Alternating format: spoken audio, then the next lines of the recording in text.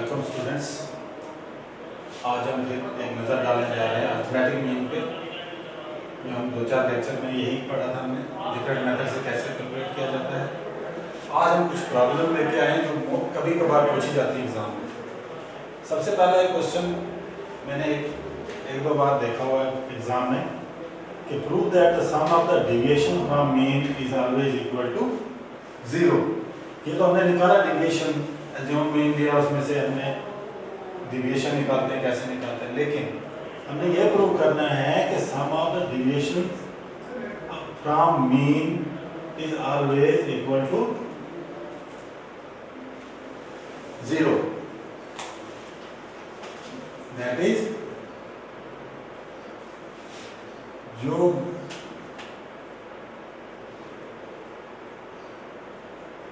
n summation of xi minus x bar I is equal to 1 is equal to 0। इसका मतलब ये हो गया कि अगर हम डिविएशंस कहाँ से लेंगे, मीन से, तो उसका जब सम करेंगे वो ऑलवेज 0 के बराबर आता है। तो ये कैसे आता है हम इसको प्रूव करेंगे। सॉल्यूशन में देखेंगे हम।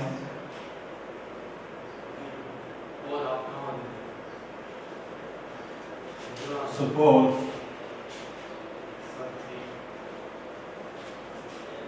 x1, x2, dash dash dash xn are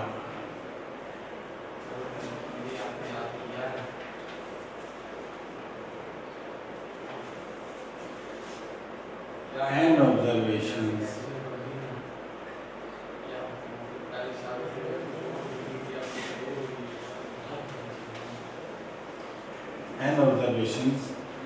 of the series, then मान लो हमारे पास ये n ऑब्जर्वेशन दी हुई है, x1 plus x2 plus dash dash dash xn, कितना नंबर कितना हमें मालूम नहीं कि ये सीरीज दी हुई है। इसको हमने मीन निकालना है, तो कैसे निकालना चाहिए। तो मीन आप जानते हो कैसे निकालते हैं। Mean is equal to sum of the observations divided by number of the observations,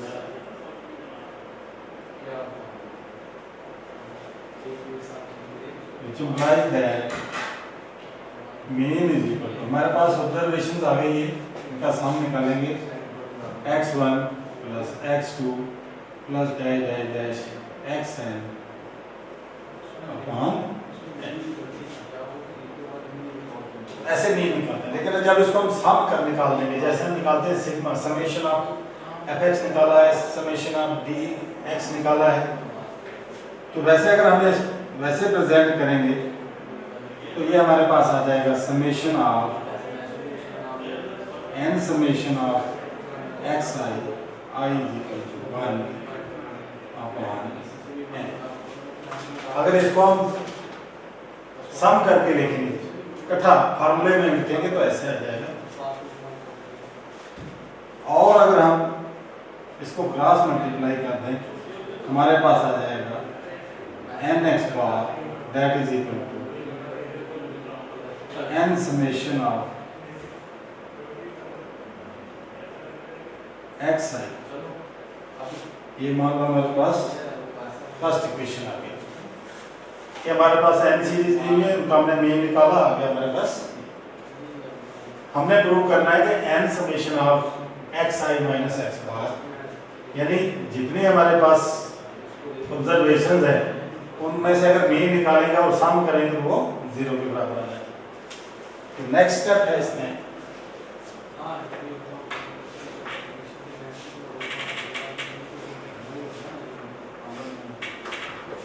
ये हमारे पास दिया हुआ है, मान लो यार n summation of xi minus x बार, इसको हम ऐसे भी लिख सकते हैं, अगर इसको ब्रैकेट खोल दें, n summation of xi I is equal to 1 minus n summation of x bar I is equal to 1। अगर इस ब्रैकेट को हम खोल दें तो इसको हम ऐसे लिख सकते हैं और हम इसको डाल देते हैं इक्वेशन सेकंड। अगर हम इक्वेशन सेकंड में वैल्यू डाल देंगे, हम लिखेंगे substitute the value of equation first equation second in equation first we get. ये आपको एग्जाम में क्वेश्चन आ सकता है, इसके मैं बता रहा हूँ। सेकंड इक्वेशन की जो वैल्यू हमने किसमें पुट कर देनी है,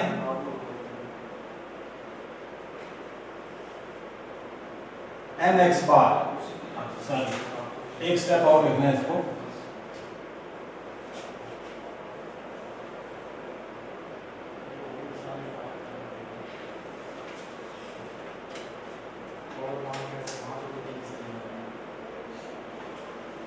Substitute the value of equation first in equation second में डालना है, उल्टा डाल दिया था।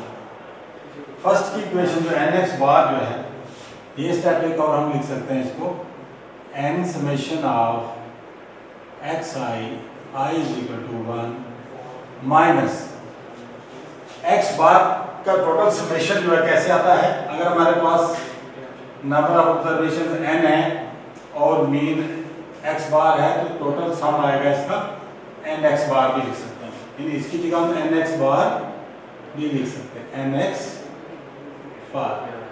ये आ गई हमारी इक्वेशन सेकंड। जब इस फर्स्ट को सेकंड में वैल्यू डाल देंगे हम, फिर हमारे पास क्या आएगा, n summation of x i minus x bar i is equal to 1, this is equal to, इसमें एन एक्स बार डाल दें या this is equal to n x bar, n summation of x i is equal to 1 is equal to n x bar. इसकी जगह हम N x bar डाल देंगे क्योंकि ये इक्वल है, ये और ये, तो हमारे पास आ जाएगा n x bar minus n x bar, which implies that n summation of xi minus x bar I is equal to 1, that is equal to nx bar minus ns bar is equal to 0, hence proved। तो इस तरह से आप ये question solve कर सकते हैं। Example से भी हम समझ सकते हैं इसको कि मान लो हमारे पास ऑब्जर्वेशन दी हुई है 2 3 4 5 1 2 3 4 5, इसका मीन आ गया हमारे पास कितना आ गया, मान लो x आ गया हमारे पास 1 2 3 4 5, हमारे पास डिविएशन आ गया इसके पास, मीन इसका निकाल देंगे तो कितना आएगा 4 5 9 12 15, तो मीन आ जाएगा इसका 15/5, दिस इज इक्वल टू 3। अब डेविएशन हमने निकालनी इसकी, एक्स आई माइनस एक्स बार, हमारे पास एक्स आई 1 माइनस 3 करेंगे तो -2, 2 माइनस 3 करेंगे तो -1, 3 माइनस 3 करेंगे तो 0, 4 माइनस 3 करेंगे 1, तो 5 माइनस 3 करेंगे 2, तो इसका जो समेशन आएगा 3 माइनस 3 तो 0 है। कोई भी आप एग्जाम्पल लेंगे तो जब इस फार्मूले में सब्स्टिट्यूट करेंगे तो आपका जो सम आएगा, sum of various observation from mean that is equal to 0 आ जाएगा। तो ये एक छोटा सा क्वेश्चन था, ये कभी कभार एग्जाम में पूछते हैं, ये आपको आना चाहिए। नेक्स्ट एक और है,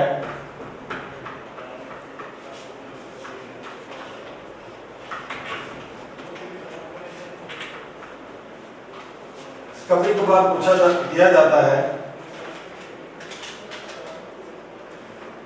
एक आता है corrected arithmetic mean.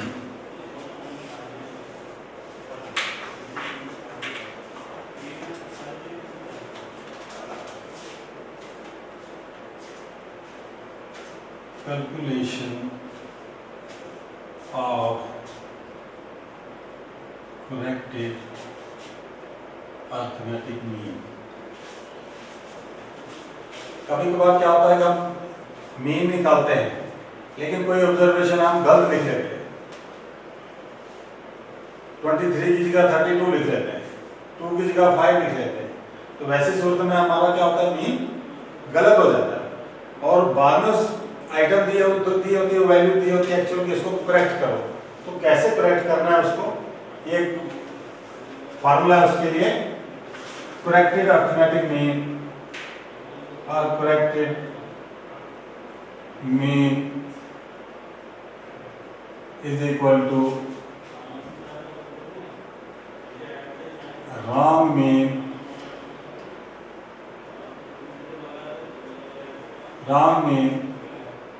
plus correct value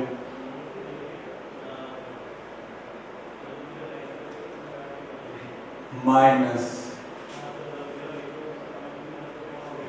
wrong value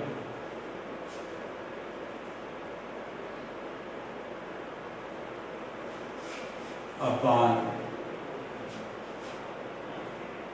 n।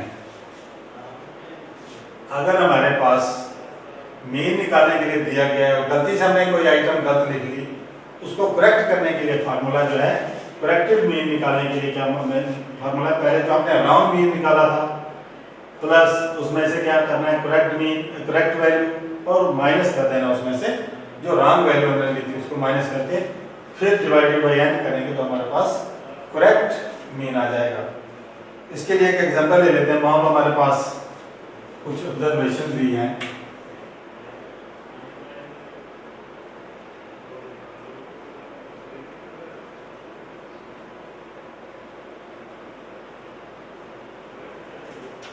मान लो ये एक सीरीज दी हुई है, इसका मीन है, मीन इज इक्वल टू 5, लेकिन कहता है कि 7 जो है रॉन्गली हमने लिख लिया है, 7 की जगह है 2, तो इसका अब हमने दोबारा करेक्ट मीन निकालना है। तो करेक्ट मीन कैसे निकालेंगे हम,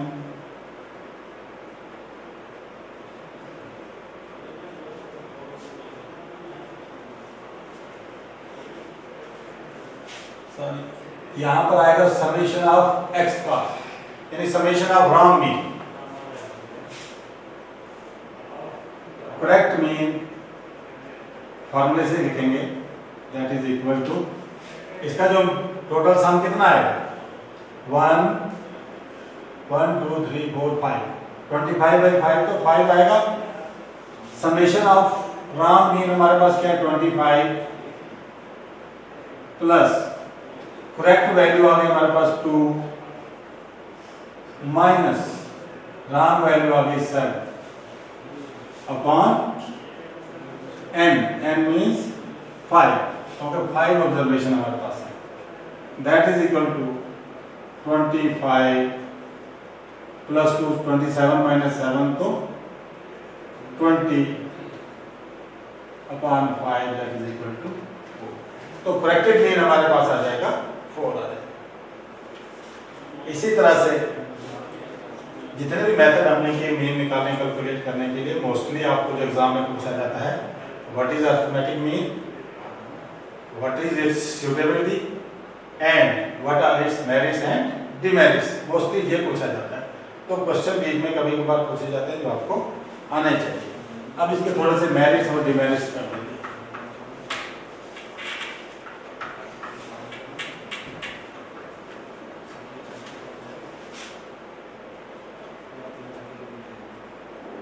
merits of arithmetic mean।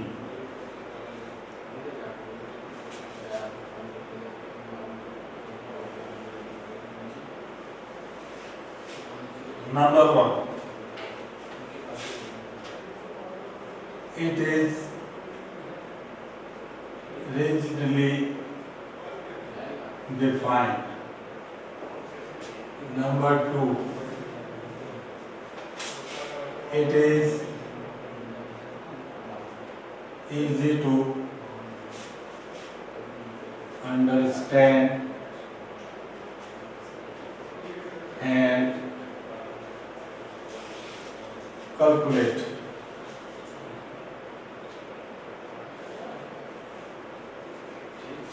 Number 3, it is based upon all the values. items लिख सकते हो, ऑब्जर्वेशन लिख सकते हो, कोई भी लिख सकते हो, कुछ भी लिख सकते हो। और इसके साथ कुछ इसके डिमेरिट्स हैं। क्वेश्चन से ये इसकी डेफिनेशन और मेरिट डिमेरिट ज्यादा इंपॉर्टेंट है। Number 1, it is affected by extreme values. Number 2,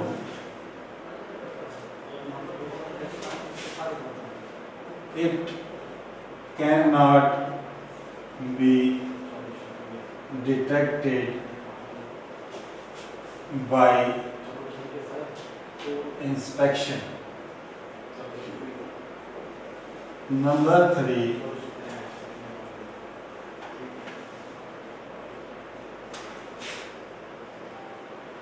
mostly it does not correspond to any value in the series. ये कुछ इसके मेरिट्स और कुछ डिमेरिट्स हैं। जैसे मेरिट इसका क्या है कि it is richly defined, richly कि हर एक आइटम पे ये डिपेंड करता है। पूरी आइटम्स को हम इंक्लूड करते हैं, हर एक आइटम को इम्पोर्टेंस बराबर दी जाती है, उसमें कोई चेंज नहीं हो सकती है। दूसरा ये easy to understand and calculate, ये आपने देख लिया कि बहुत सिंपल है। अगर हमारे पास आपके पास इंडिविजुअल सीरीज है, उसमें तो कैसे मीन निकालते हैं कि sum of the observation divided by number of observations, या हमारे पास डिस्क्रीट सीरीज आ गई तो उसमें फिर कोई ज़्यादा मुश्किल नहीं है, एफ निकाल के नंबर ऑफ आइटम से उसको डिवाइड कर देंगे। इसी तरह से कंटिन्यूअस सीरीज में भी हम कैसे अर्थमेटिक मीन सिंपल फार्मूले में वैल्यू डाल के निकाल सकते हैं, यानी कोई मुश्किल नहीं, इजी है कैलकुलेट करना। और it is based upon all the values items in the series. Series में जितनी भी आइटम्स हैं उन सबको इंक्लूड करके मीन निकाला जाता है। आगे हम पढ़ेंगे कुछ ऐसी mode of calculation of averages है जिसमें हम सिर्फ एक वैल्यू को इंक्लूड करते हैं, इंपॉर्टेंस देते हैं, बाकी वालों को कोई इंपॉर्टेंस नहीं देते। इसी तरह से इसके कुछ डिमेरिट्स हैं। It is affected by extreme values. एक मेन डिफेक्ट इसका ये है, डिमेरिट ये है कि हम कभी कभार बोलते हैं मीन निकालो, एक की इनकम है 100 रुपया, एक की इनकम है 10,000 रुपये, इनका जब हम मीन निकालेंगे तो 9,500 रुपये सबकी, 5,500 रुपये जो है सबकी इनकम आ जाती है, तो 100 वाले की भी 5,500 हो गई। ये इसका एक मेन डिमेरिट है। उसके बाद आगे it can not be detected by inspection. आगे जब हम निकालेंगे मीडियन और मोड, इनको हम नज़र से देख के ही बता सकते हैं कि मीडियन कौन सा है, मोड कौन सा है, लेकिन इसको हम देख के नहीं बता सकते, इसको हमें कैलकुलेट करना पड़ेगा। उसके बाद आगे mostly it does not correspond to any value in the series. ये सीरीज में कभी कभार ऐसा होता है कि जो सीरीज में वैल्यू वो नहीं हो सकती, कोई और वैल्यू आ सकती है। कभी कभार तो सीरीज वाली वैल्यू भी आ सकती है, मोस्टली नहीं भी आ सकती। तो ये था अर्थमेटिक मीन आपके पास इंपॉर्टेंट है, जो मैंने आपको कहा। क्वेश्चन भी आते हैं लेकिन मोस्टली इसकी डेफिनेशन और मेरिट डिमेरिट्स आते हैं। आज के लिए इतना ही, थैंक यू।